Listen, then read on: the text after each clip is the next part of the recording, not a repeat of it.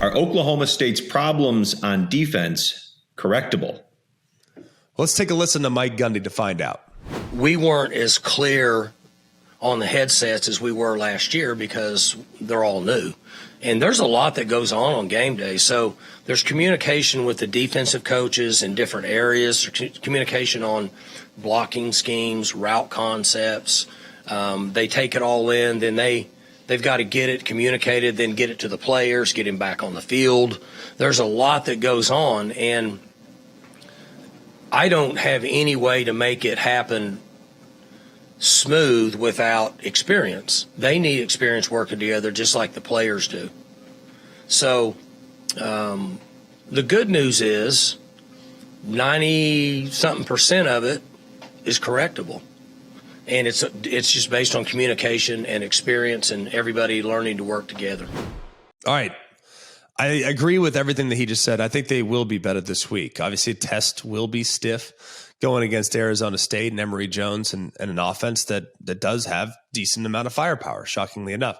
All right, when you look at what happened last week against Central Michigan, first of all, not all that dissimilar to App State.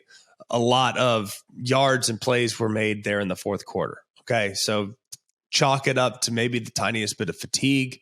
In the first half, they played pretty well for the most part, but there in the fourth quarter, it's almost like they let their foot off the gas. And as a result, Central Michigan was able to really kind of get things going.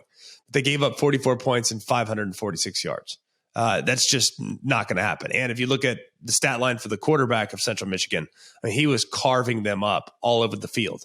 And Arizona State has better athletes for the most part than Central Michigan. So they're going to need to make a statement, I think, this week, because there was a significant drop-off as far as tackling is concerned.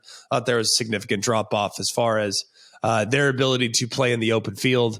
There were some issues on defense that are not very easily correctable. They are correctable, but they are not very easily correctable. All right, there were a couple bright spots. Kendall Daniels, freshman, first start ever at Oklahoma State. He was off the charts good, led the team in tackles, had 11 tackles, and recorded an interception. So I think if there's one thing that we can take away from last week is the emergence of a good, young centerpiece in Kendall Daniels. It's something that you could certainly rally around. So that veteran group defensively along the front, those guys need to play better. Second-level defenders, really in the second half, need to play much better. They played okay in the first half. And in the back end, they, of course, need to cover down a little bit better as well. So I think there's room for growth for sure, but I think they can get there because I really like this defensive staff. Thanks for watching ESPN on YouTube. For live streaming sports and premium content, subscribe to ESPN+.